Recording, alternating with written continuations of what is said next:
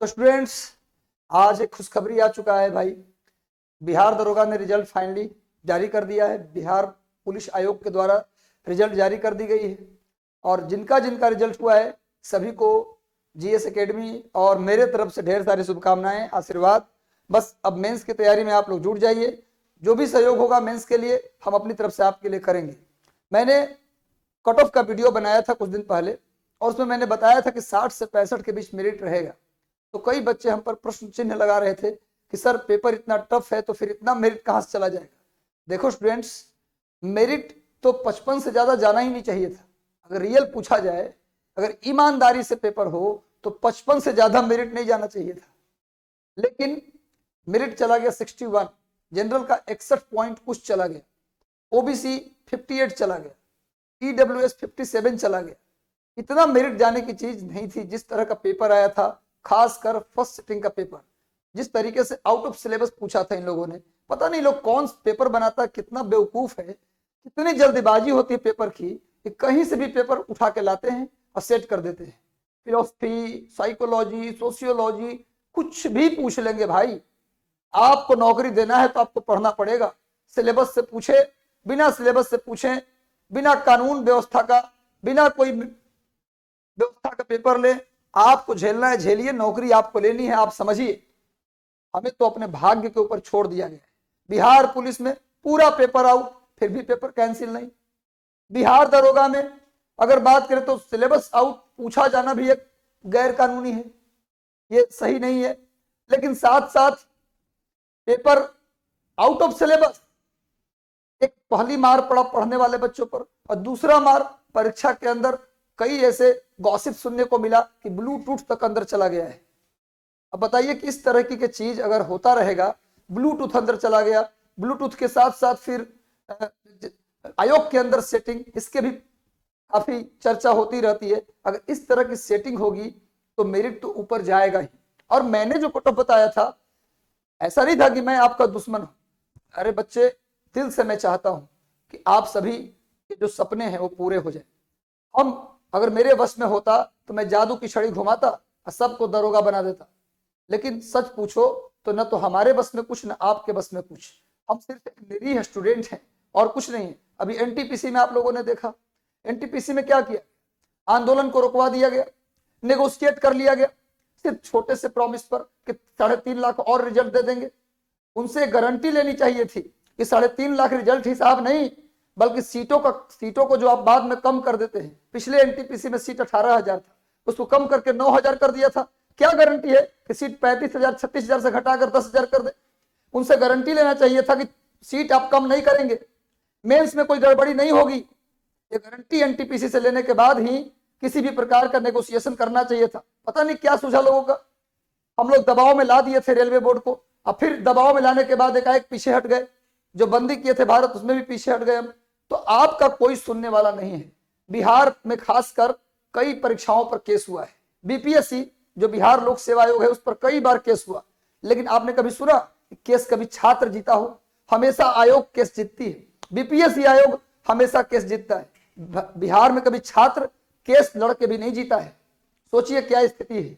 आप सिर्फ एक छात्र है, मेहनत कीजिए, बस यही आपको छोड़ दिया गया। हम सेटिंग करेंगे, मेरिट बढ़ा देंगे, आपको सुनने वाला कोई नहीं है। चलिए कोई बात नहीं, जिनका रिजल्ट नहीं हुआ उसके लिए हमारी पूरी सहानुभूति है। लेकिन कोई बात नहीं, आप हरिवंश राय बच्चन का एक कोटेशन याद रखिए, मन का हो तो अच्छा है और मन का ना हो तो और भी अच्छा है।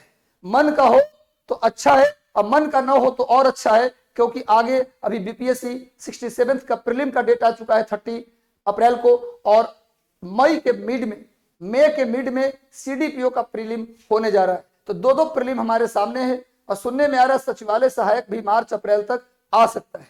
तो मार्च अप्रैल तक सचिवालय सहायक, उसके बाद हमारा बीपीएससी, सीडीपीओ, कई सारे एग्जाम है। इसलिए रोने का समय नहीं है, कुछ बोलने का समय नहीं है। और एक राय मैं देता हूं कि बिहार में छात्रों के पक्ष में बोलने वाला कोई नहीं है। एक बात तो यह है। दूसरी बात, छात्रों के एकता की कमी है, छात्रों में यूनिटी कम है। अगर कोई व्यक्ति आवाज उठाता भी है तो हम उसके साथ खड़े नहीं होते, ये हमारी सबसे बड़ी कमी है। कोई बात नहीं स्टूडेंट्स, तो अपनी मेहनत बढ़ाइए, वो कितनी भी सेटिंग करा दें, इतनी मेहनत कीजिए, इतनी मेहनत कीजिए कि एक लकीर बन जाए, वो लकीर दुनिया के लिए नजीर बन जाए। इतनी मेहनत कीजिए, सांसों से आग बुझाइए मत, आग जला दीजिए। नहीं हुआ कोई गम नहीं, आगे हम जो करेंगे उससे भी बेहतर करेंगे, डीएसपी और आईपीएस बनकर के आएंगे हम। इसलिए घबराने की जरूरत नहीं है, क्योंकि इंसान के अंदर इतनी ताकत होती है। दिनकर ने कहा था, खम ठोक ठेलता है जब नर, पर्वत के जाते पांव उखड़, मानव जब जोर लगाता है पत्थर पानी बन जाता है। तो भाई इस फार्मूले पर अपना काम शुरू कर दो। गुस्सा में आ जाओ कि भैया हमें कुछ करना है और बेहतर करना है, गुस्सा करना है तो पॉजिटिव तरीके से करो। और जिनका रिजल्ट हो गया है, जिनका रिजल्ट हुआ है, उनको ढेर सारा आशीर्वाद, ढेर सारी शुभकामनाएं। आप आगे जो मेंस का एग्जाम है उसके लिए जीतोड़ मेहनत कीजिए, ताकि मेंस की मेरिट कितना भी जाए आप क्वालिफाई करो, और फाइनल मेरिट फिजिकल के बाद जो बनता है वो भी कितना भी जाए आप क्वालिफाई करो। इतनी मेहनत करो, इतनी मेहनत करो कि मेरिट चाहे जितना भी जाए। यानी एक मूवी का डायलॉग है कि मैं जहां खड़ा होता हूं लाइन वहीं से शुरू होती है। मतलब कि आप इतनी मेरिट पहुंचाओ, अपने आप को इतना इनहांस करो कि मेरिट जितना आप ले आए उससे ज्यादा मेरिट फाइनल भी ना जाए। तो लगातार मेहनत कीजिए। और आप जानते हैं कि दरोगा के मेंस एग्जाम में कभी भी करंट अफेयर का क्वेश्चंस नहीं आते, तो आपको करंट अफेयर का तैयारी करना है, पर उतना सीरियस होकर नहीं करना है।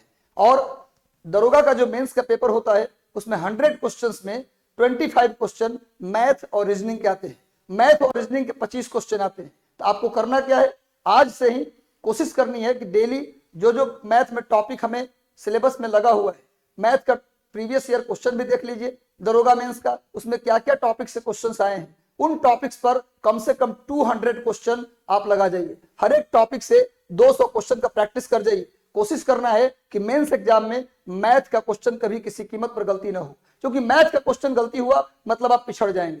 मैथ और रीजनिंग के जितने भी क्वेश्चंस हैं वो एक भी गलती ना हो, 25 में 25 सही होना चाहिए। पहला काम तो ये कीजिए। दूसरा, चूंकि करंट अफेयर आना नहीं है दरोगा के मेंस में, तो जितना भी प्रीवियस पेपर हुआ है, जैसे आपने प्री की तैयारी की थी, physics chemistry biology history geography polity economy, जैसे आपने प्रीलिम की तैयारी की, सेम तैयारी वैसे ही जारी रखना है। जहां जहां कमी है उसको और इंप्रूव कर लेना है, और जीएस को उसी तरीके से पढ़ते रहें। साथ में अभी तक बिहार में जितने भी एग्जाम्स हुए हैं, बीपीएससी का पेपर जितना हुआ है, बिहार लोक सेवा आयोग का, बिहार दरोगा का जितना पेपर हुआ है, बिहार में जितने भी एग्जाम्स हुए हैं उसके जितने भी जीएस के पेपर से वो पेपर आप क्या कीजिए, सॉल्व कर दीजिए। सचिवालय सहायक का पेपर हुआ है, बिहार स्थित सीजीएल +2 लेवल, ग्रेजुएट लेवल, जितने भी पेपर बिहार सरकार में हुए हैं सारे पेपर को 2 से 3 बार सॉल्व कर जाओ। एक काम तो ये करो, 1-2 मार्केट से प्रैक्टिस पेपर ले आओ मेंस के लिए, उसको सॉल्व कर जाओ। और गणित के प्रत्येक टॉपिक से 200 क्वेश्चन सॉल्व कर जाओ, ताकि वो 25 में 25 क्वेश्चन आपका अपना हो जाए। इस तरीके से अगर तैयारी करेंगे तो मेंस में नो डाउट आप 80, 82 या 85 के स्कोर तक पहुंच जाएंगे, जो आपके फाइनल मेरिट के लिए एनफ होगा। और एक जरूरी सलाह, इन सबसे भी जरूरी जो सलाह है जिनका रिजल्ट हुआ है उनके लिए, इससे भी जरूरी है कि आप मेंस एग्जाम और उसके रिजल्ट का वेट ना करें, आप फिजिकल की तैयारी अभी से शुरू कर दें। क्योंकि जो बच्चे पढ़ने वाले होते हैं उनका फिजिकल जनरली कमजोर माना जाता है। तो आपसे मेरा रिक्वेस्ट है कि आप सुबह 5 बजे, कल से ही 6 बजे उठिए और ग्राउंड में जाकर दौड़ने की प्रैक्टिस कीजिए। 500 मीटर ही दौड़िए, 200 मीटर ही दौड़िए, पर शुरुआत कर दीजिए। देखो, फिजिकल इसलिए नहीं होता कि आपको आगे फिजिकल देना है, फिजिकल इसलिए भी होता है कि आपकी बॉडी हमेशा फ्रेश, एनर्जेटिक और हमेशा बीमारियों से अलग रहता है। यदि आप सुबह सुबह ग्राउंड में जाते हैं तो ग्राउंड में जाने से आप फ्रेश भी रहते हैं, एनर्जेटिक भी रहते हैं, और उल्टा आपकी प्रैक्टिस भी हो रही है। तब मेंस के एग्जाम आप क्वालिफाई कर जाओगे तो आपके लिए मेहनत बिल्कुल कम हो जाएगा। अगर आप अभी से प्रैक्टिस करते हो तो सुबह में दौड़ना भी आप शुरू कर दें। तो सभी को शुभकामनाएं। जिनका नहीं हुआ बच्चे हताश नहीं होना है, आगे बहुत सारे एग्जाम्स हैं बीपीएससी में, अभी डीएसपी बनने का आपके सामने मौका है ना। तो लगातार लग जाइए, मेहनत कीजिए, रोने का बिल्कुल वक्त नहीं है, बहुत सारी परीक्षाएं हैं। ऑल द बेस्ट, शुभकामनाएं। Thank you very much.